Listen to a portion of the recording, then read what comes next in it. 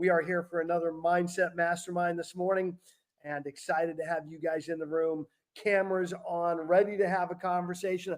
I missed you guys last week when I was getting a few things taken care of in my world. How did it go Friday? Give me a quick update on how last week was for Thursday and Friday when you guys were getting things done. Tell me about it.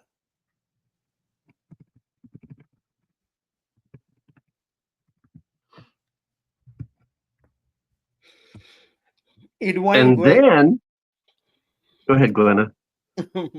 Glenna, then Tom. Go. It went very well. You have very competent people, and we discussed a lot.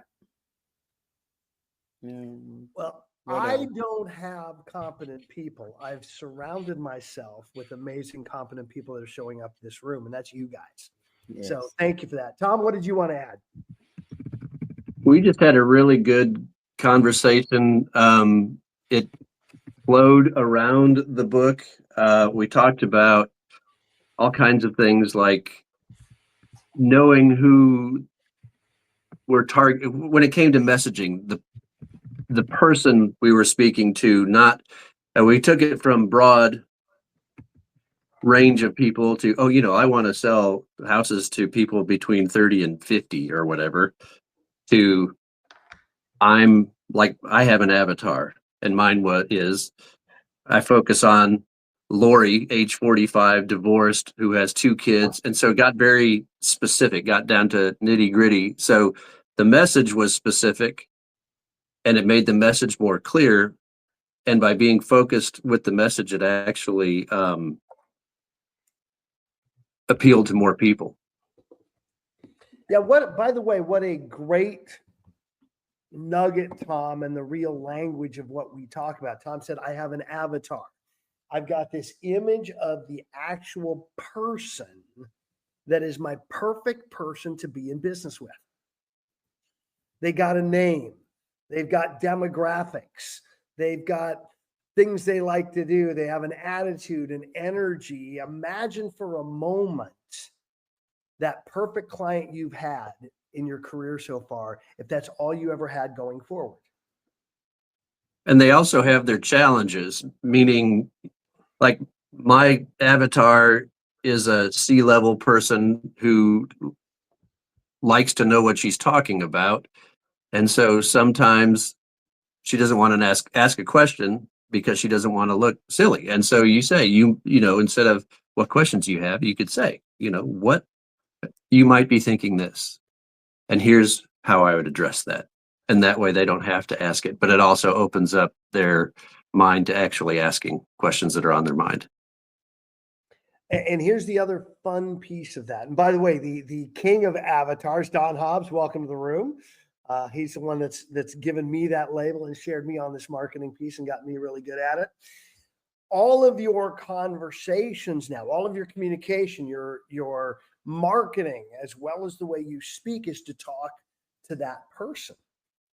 And the best part about it is, even though that's the person you're talking to and everything, other people around them, other people around that avatar will still like what you have to say and still come to spend time with you.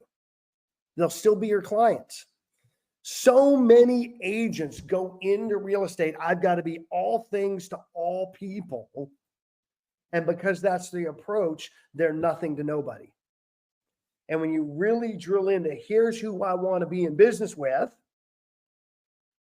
magic happens and business just magically shows up. And your mic is hot. What do you got? Oh, sorry. Oh, hi. No, I love it.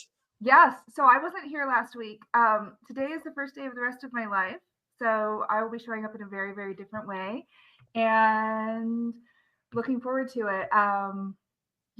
In terms of marketing, I think I was very much an example of somebody who markets to everybody, who doesn't get anybody, when I think that really I, would have been better served by stepping in and really claiming that specific market.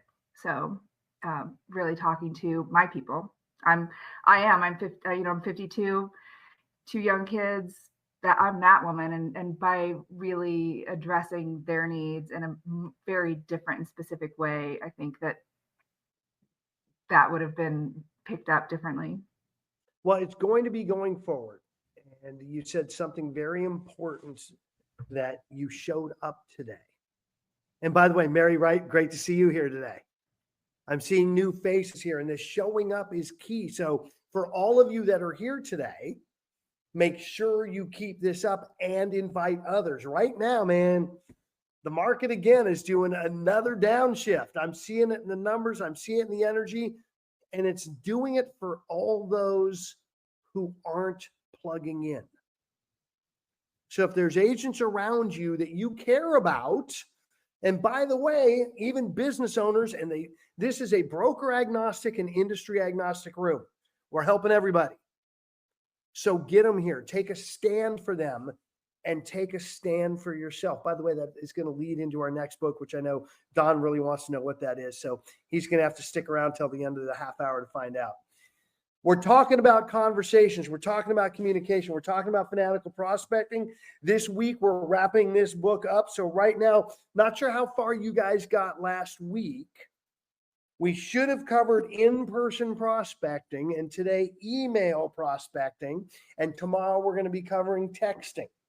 So if you haven't read those 3 chapters, by all means, get them in.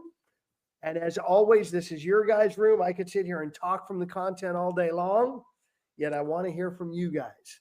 So what have you pulled away from these nuggets on in-person prospecting and email prospecting? I'll go first. Thank you, Celeste. Because that's who I am. What I figured out was a couple things. One is this idea of being in person. It makes you might be really great in person, and that's awesome, but don't forget about those that are around you. For instance, why would you not knock on 10 doors to the right and 10 doors to the left if you're on a listing appointment, and then do 10 doors or 20 doors across the street? I mean, take advantage of the time that you're there, plan for it, and maybe, just maybe, not just that your seller is a prospect, but maybe one of the neighbors could be. Just a thought. Well, it's a great thought. How often do people move? Let's say once every 10 years. That means if you talk to 40 people in those 40 doors, which you won't talk to everybody, not everybody will be there. 4 of them are planning to move this year. The math is the math. And I can take that one step further. I'm sorry, I don't mean to interrupt. Keep going, Celeste. My thoughts are here. Well, what about this? People are looking for business right now. I know everybody is. And you know that there are some homes that have sold. Why not pinpoint the neighborhood where a home is sold and go out and door knock and say, this home just went under contract. It won't be closing until probably 30, 45 days from now. But in the meantime, have you been thinking, or do you know of a neighbor who is thinking of moving? What a great opportunity, because the listing agent, odds are they are not doing that. They're not out there knocking on other doors. Take advantage of it. It's free. You said something though, Celeste, that made me laugh. Because the reality is, odds are they're not doing any of the work. The region agents are, quote, suffering right now is they're not doing the work. The reason agents are online bitching and moaning is because they're not doing the work. They're online bitching and moaning. You guys are here. Okay, keep it up. And after this, by all means, get into the activities of either in-person prospecting or on the phone. We've already covered that. I love that. Or email. So what else you guys have from the content? Ryan, and then I'm going to hit Ann next. Just a question. One of the things that you're talking in-person prospecting is become a community member that people remember with your brand. So whether we did home shows for years and years, and we would come back, people would come back year after year and be like, you're the Wolfpack guy, aren't you? Yeah, I'm the Wolfpack guy. I've partnered with, I'm actually doing it this week, and it's the 4th time, and it's a chicken wing festival, and I am the MC for the hot wings competition. So I have bought $200 worth of the hottest sauces on the planet, and I get free advertisement because of those things. Being a community member that is out there you don't have to sell every single thing. You just have to have that piece that you know what you're talking about. So then when you're talking around, when I'm not on stage, you become a magnet for people want to be around you. And to me, those are the things where, I would say that there's a good amount of people that are less than excited to actually have conversations. And I want to put myself in a position where I bring people to me. We're doing a trunk or treat this year. We've already marketed this thing for 7 years, and we bring about 4,000 people in 90 minutes. Actually in 3 hours, sorry, not 90 minutes, but 4,000 people and 800 leads in 3 hours. That's just the marketing that we've done every single year and hitting our database every single year to invite them back. These are the type of things about creating in-person opportunities that they can't do on their own. And they're just huge opportunities to know that you're putting yourself out there year after year and creating opportunities for growth. And it's such a great example of one of the key things we've been talking about throughout the year: time on task over time. The first year of Trunk or Treat was not a rousing success. We learned a lot. We made failures. We screwed up. Things didn't go right. And yet we learned and plussed it and did it again and did it again and did it again. And Ryan and his team are now staying involved in the community because they're building top of mind awareness. That's what all of this is about. Is 9 out of 10 people you talk to are not ready to move. And yet you get all focused. I got to find the now business. What would it be like if, because you're doing all this work, all these conversations, 9 out of 10 just thought of you for real estate? And so the moment they had a need, you're who came to mind. Tom, you're going to love this, because I'm sitting here in Austin. Had a client call me that, I've been dripping on still because it's automatic. We've been touching bases. And she called and said, "You're my agent. I want to sell next year. Come on over and see me." Just by staying in conversation, even though I'm not even here in Austin anymore. So that for me is my sweet spot, the call piece. I want to know what else you guys pulled away from the in-person and the email pieces. And you had a question. You did have a question. I did have a question, which you've answered. So I'll go ahead and toss out something with regards to in-person. So I live in Colorado, and my favorite time to go door knocking is when it's blizzard conditions, because there's nobody else out there and they're never, ever, ever going to forget me. And I have this little Mickey Mouse hat with Santa ears, or it's a Santa hat with Mickey Mouse ears and little Mickey Mouse gloves. And the gloves just fall off because they're attached to the hat. Walking around knocking on doors. People are like, "Oh my God, you must be frozen." I'm like, "No, I'm good. Here's this. Do you want some hot cocoa? Do you want to come in and have a coffee?" Like, "Yeah, you bet. Let's do that." Now, they will invite, if you're out there in miserable conditions, they will invite you one because they appreciate and they're maybe a little concerned about you. And two, they don't want to stand there with their door open. They don't want to stand there with the door open. It's Colorado. I know how to dress for Colorado. Ryan, you know how to dress for Colorado, right? Like, whatever. I'm toasty warm inside all my sorrels and my worm stuff, but how you doing? Here's what I'm handing out, and I think you're going to find it valuable. And do you have any thoughts about making a move anytime in the next 6 months, a year, and just conversation? So think about this for the in-person piece. The places where you're the most miserable are probably going to be the places where you have the highest success. Whether it's out there in bad weather or out there in an environment where people aren't communicating it, you're going to step up and do it. It's why I always talk about the grocery store line. Do you talk to the person in front of you and in back of you? It's not normal, and yet there's opportunity there. The gas station, the pump. Do you pay at the pump, or do you go inside and have a conversation? Because this happened for a buddy of mine. It happened to be the owner working the register. And he picked up 20 plus investment properties over the next 10 years by talking to the gas station attendant about how he loves coming to that store and how it's a great store and how it's so clean and nice and easy. He came from the heart. Justin, you're up. And then Kim, you're next. Yeah, something that that I noticed a lot this week is the more calls you make, the less important each contact is.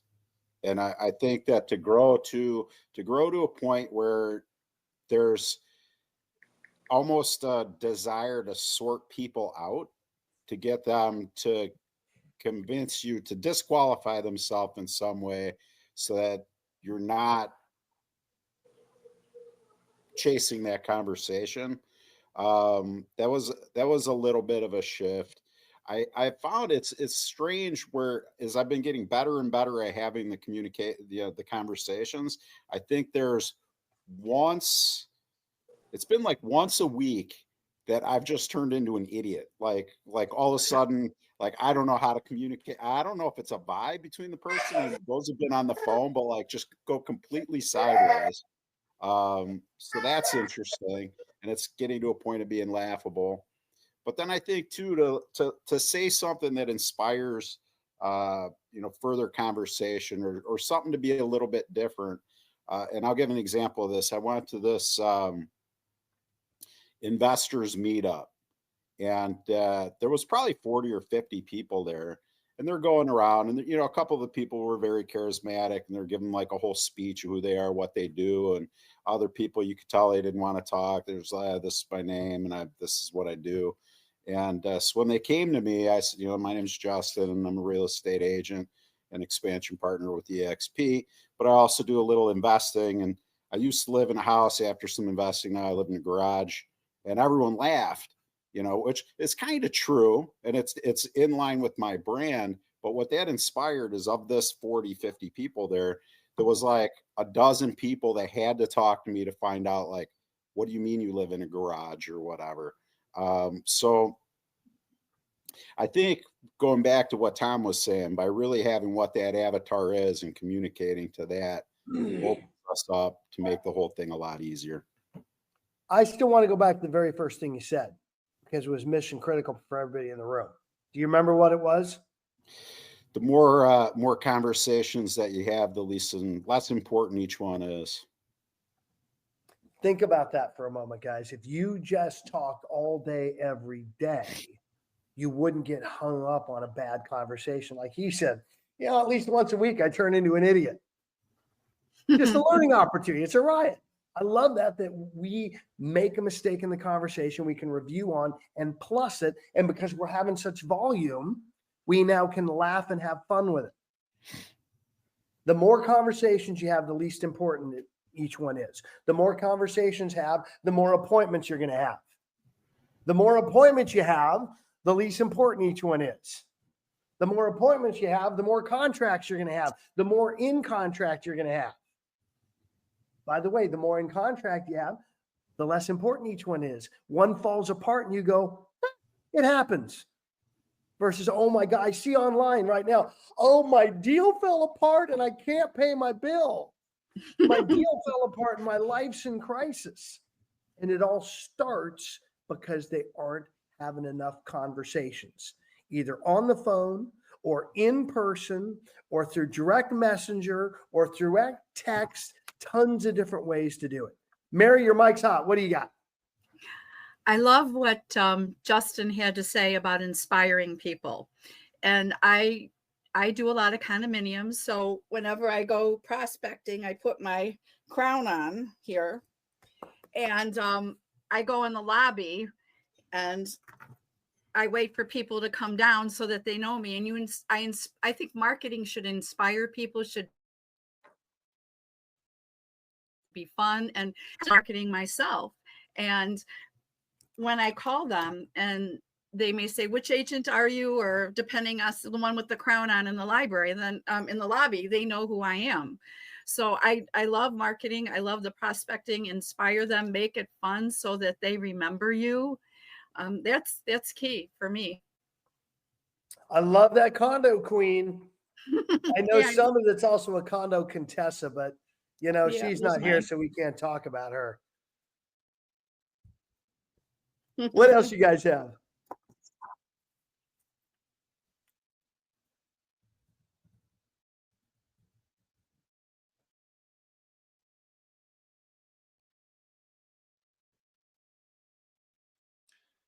I just Brian want Van to Orton, I see you're hot, brother.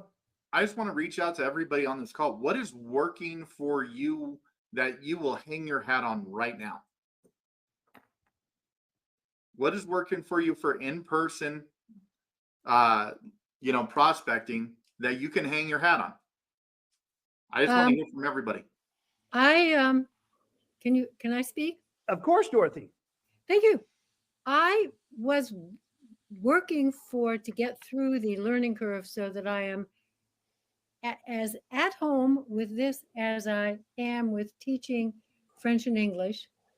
That means so grounded that I don't have to go, oh my God, what am I supposed to say next? And what I find is that what's working for me is I don't say anything about EXP. I talk to them as if they are people who are interesting and we could have fun. And then they open up and warm up and come to me. That's starting to happen. Well, Dorothy, you brought a huge nugget to my brain in the moment, which ties into what we're doing with all these conversations, because we're having conversations, right? Whether it's phone, face to face. Dorothy, how did you become fluent in French? 24/7. Nobody didn't speak English to anybody for 6 months. Got arrested by the customs officer because he thought I stole my passport and he was going to take me to jail. An intense focus on being fluent in another language. Yep. How many of you in this moment are committed to an intense focus of being fluent in sales? That's really what it is. Yeah. Which, by the way, that means, Dorothy, when you were first starting out, Holly-Vu Francis, Yep. right? It didn't come across really well, did it? No. Yet doing it over and over and over, putting yourself in uncomfortable situations, attempting to use the language. Lord knows I'm doing the same thing in Puerto Rico with my Spanish. I am stumbling. You come and you stumble and bumble and do your best you can with your Spanish, and then they come back at you with perfect King's English. And yet it doesn't stop you from continuing to do that in every situation. Yeah. Brilliant, brilliant, brilliant. I saw somebody else's mic go hot here.